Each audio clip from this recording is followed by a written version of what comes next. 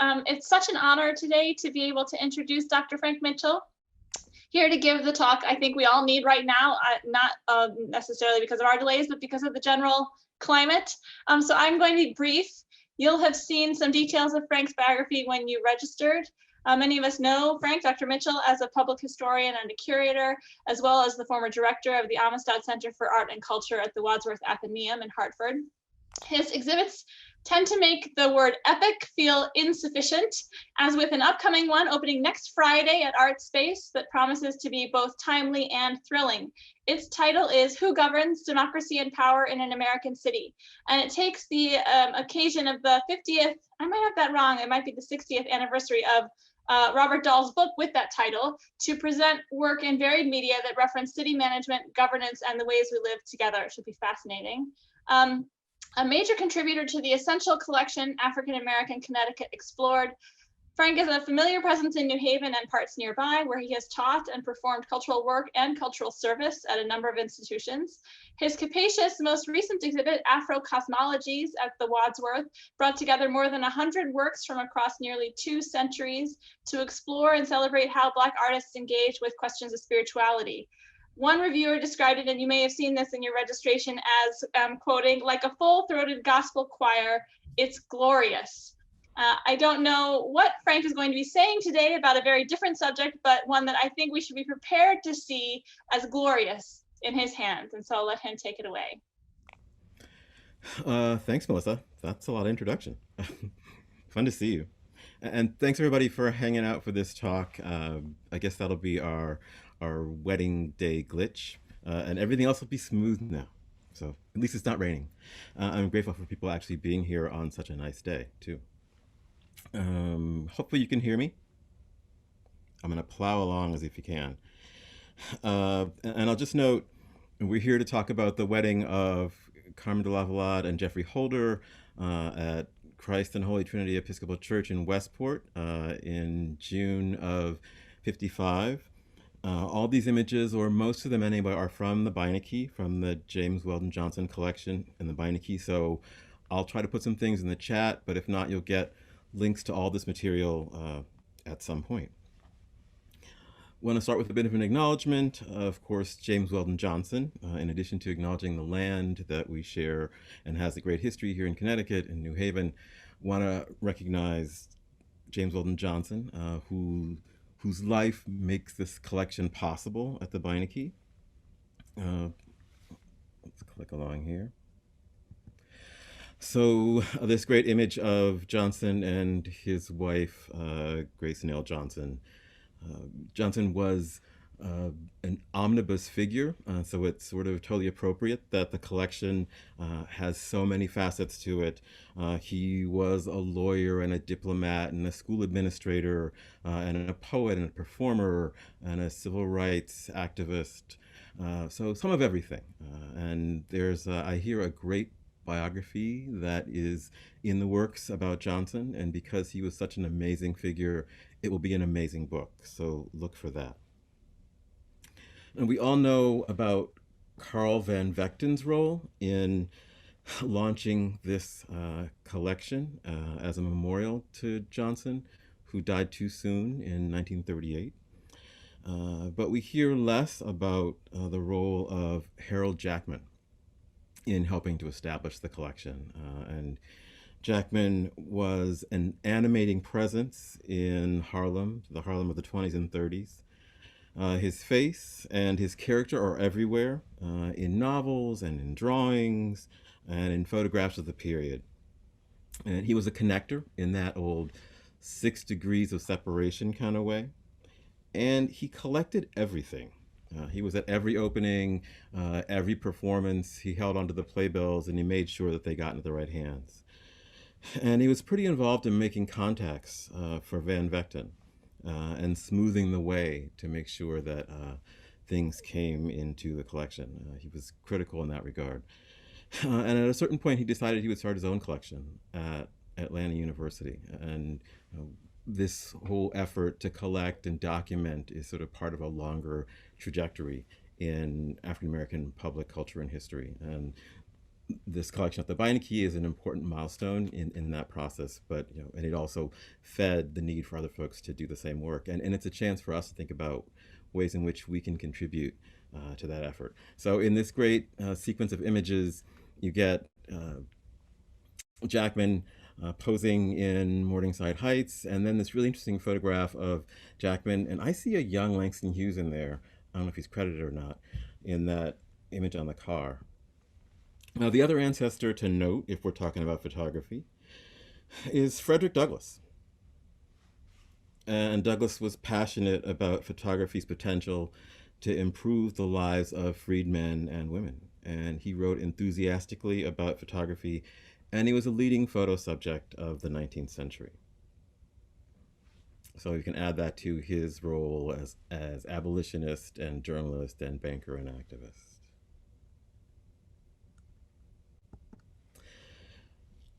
Douglass had a lot of hope for photography, but the medium did not always live up to them. Some of the first pictures of blacks were of enslaved people, and they were posed against their will. And that legacy of complicated representation or misrepresentation has only grown over the centuries. And so there are a couple images here. One of this really great piece that Sarah Lewis did about the ways in which the technology of photography sort of works against darker skin tones, and one about the Agassiz daguerreotypes at Harvard and who actually owns them. And I'll include links to that in the chat if folks haven't seen them, because those pieces are great. And they remind us of this long legacy that photography and photographers have of complicating race in not always great ways. And that's sort of why it's so important to lift up and preserve the broadest possible range of documentation. For most of the 20th century, there were neighborhood photographers who captured daily life in Black communities. And many of them are gone, and their work is missing from the archives. And here locally, I'm thinking about people like Cal Stoner, who was a photographer here in New Haven in the 60s and 70s. And somewhere there is this wonderful cache of images that he took of life in Dixwell. And they are not in a public archive, which is a shame. So it's a real threat to how we see ourselves, and it's a great opportunity to capture some of this, even as we have more and more images that come to us from news photography and places that we really can't control in the same ways. Sort of a great corrective to that is this wonderful Annie Coriel story, Love and Black Lives in Pictures Found on a Brooklyn Street.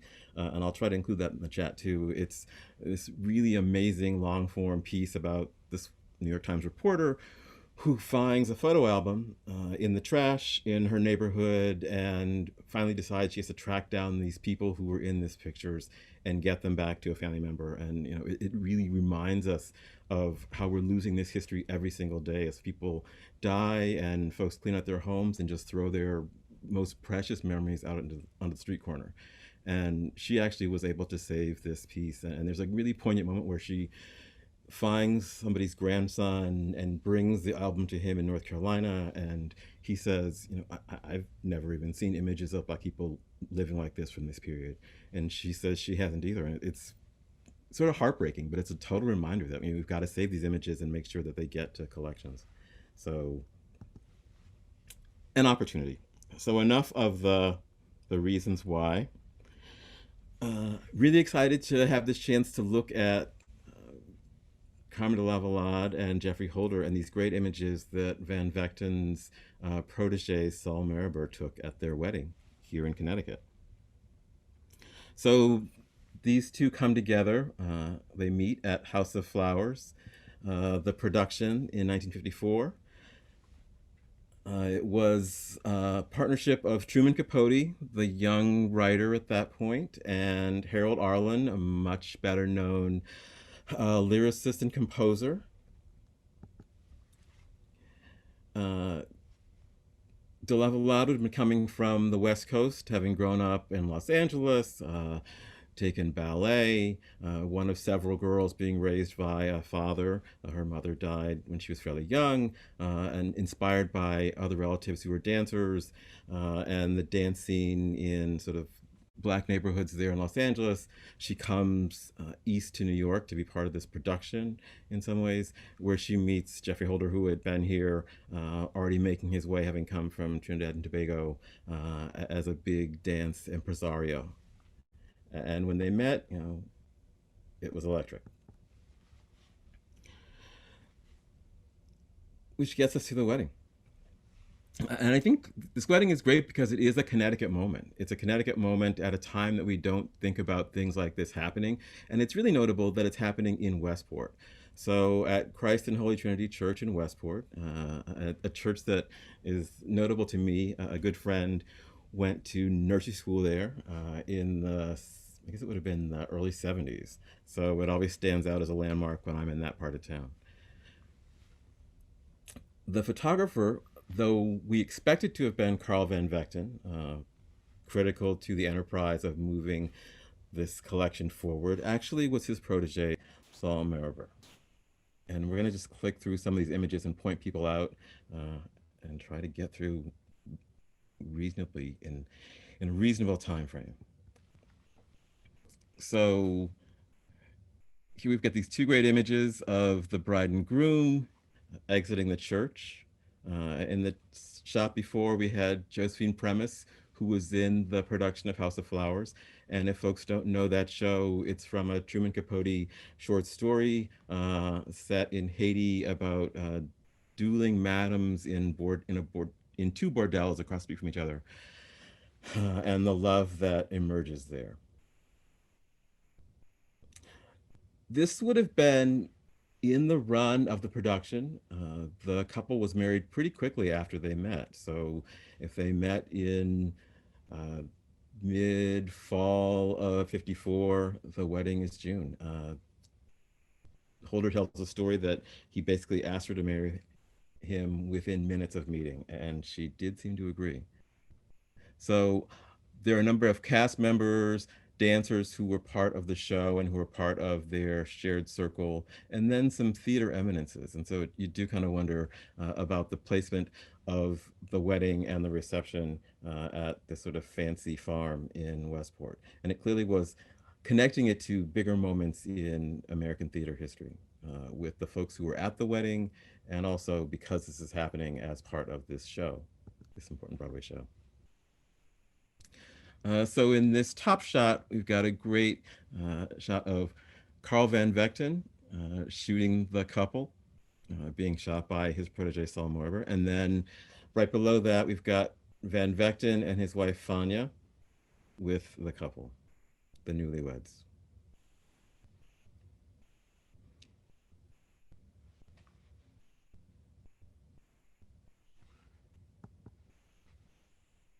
And there's another shot of Josephine Premis, also in the cast, and the wedding party with Holder's parents and Carmen de Lavallade's sister, maybe her younger sister, Elaine, maybe. And then this really wonderful shot of Geoffrey Holder there, of the groom.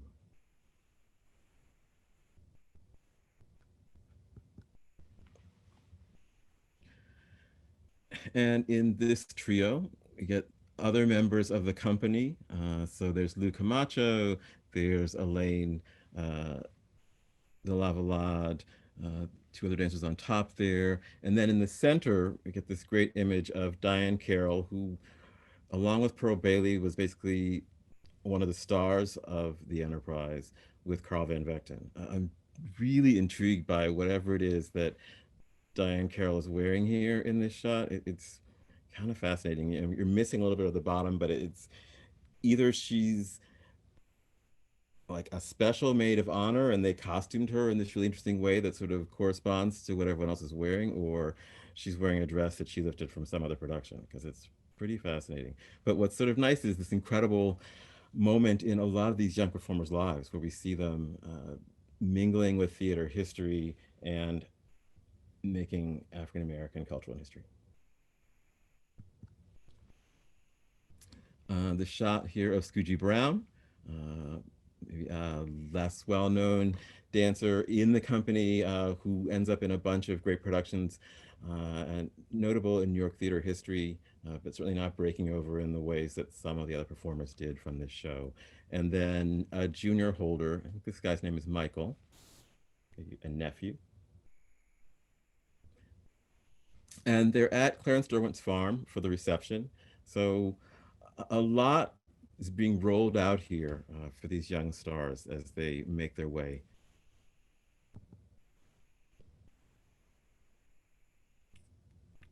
The wedding cake and some of the decorations.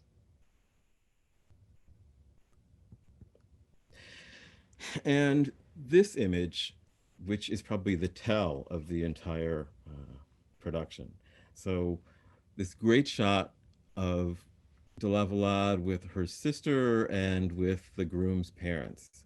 And Holder's mother and Carmen's sister are both looking directly at the camera and sort of giving us this reality moment when they're pushing past beyond the wall of this really interesting cultural spectacle. And what they're reminding us is that it's still 1955. So even though in this little oasis of Westport, where there's lots of artists and there's lots of freedom to live in ways that don't correspond to the rest of the country, kind of these two uh, wedding guests are reminding us that, it's still America. We're months away from the Brown v. Board decision. The bus boycott will be starting or is kind of in its formation moment. And Emmett Till will die a few months later. So even if everybody else feels like they're in some kind of utopia, there's still this sort of voice of reason saying, not so fast, people, not so fast. And we should remember that these kinds of events were part of a larger strategy that the NAACP and other organizations were prosecuting to change the ways people saw Black Americans in the 1950s, in the years after World War II. And it was part of this larger agenda to push forward a particular notion of Black subjectivity and possibility. And those things happened in the mainstream press, but also in the Black press. And so the other shot here is Jerry Major with Carl Van Vechten. And of course, Jerry Major was, I won't say notorious, but maybe so, as a society columnist for Black newspapers, and then Jet and Ebony. So a real investment in this production in making it something that would be seen by all kinds of folks and could do a lot of important cultural work for the Broadway community, but also for the civil rights community. And we'll jump into the present. I have no idea what the time is right now. Jump into the present with some backfill on Carmen and Geoffrey.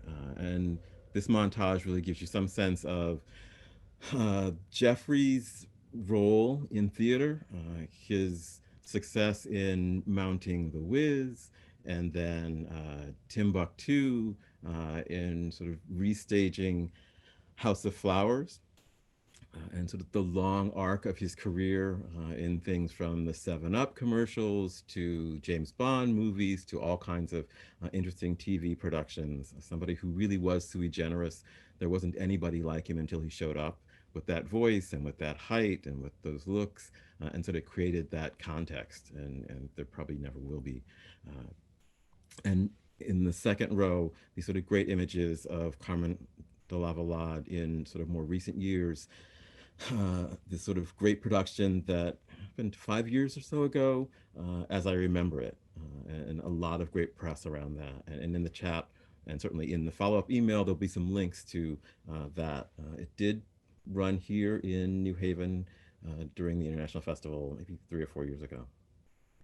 And de Lavallade has a great history with New Haven. She taught here at Yale, saw New Haven really as part of her orbit. She also taught at Harvard and really had this career that moved her between the Northeast and these sort of great cultural centers that nurtured her and that she really gave so much to. So that's the big ideas. I sped them up so that we're sort of on time.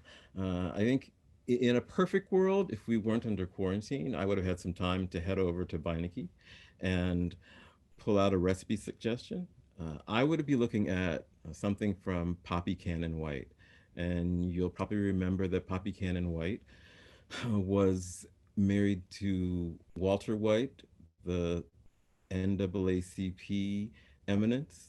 She was a South African who came to America and had a pretty impressive journalism career, was a cookbook and culinary celebrity, and wrote probably 3 or 4 cookbooks for working women in the 1950s. One of them was the Bride's Cookbook. So I would have pulled something from the Bride's Cookbook to post in here, and maybe we can do that before the link goes out. Cannon White is a fascinating figure on her own. It's really amazing that her and Walter White's papers are there at the Beinecke. Maybe that's another Monday at Beinecke possibility. But the Bride's Cookbook is definitely one that we could pull from for this particular moment. If we weren't going to be pulling something from the Bride's Cookbook, we would want to do a cake like one of those groom's cakes, which is sort of a buffed up fruit cake. So that'd be kind of what I'd be looking at. And so in that spirit, I went to some local favorites. The Sono Bakery. And for a time, the Sono Bakery had a little outpost right there in the same block as the Christ and Trinity Episcopal Church there in Westport. So it seemed like it made total sense for them to be part of this conversation too. And I would pull this spicy apple cake. It would have some of the same flavors as a groom's cake, that sort of spiced cake that is for some weddings part of what happens the night before the wedding on the bachelor side. And paired that with another Connecticut favorite, some green hot cinnamon spiced tea from Harney and Sons up in Litchfield County. Can't go wrong with that.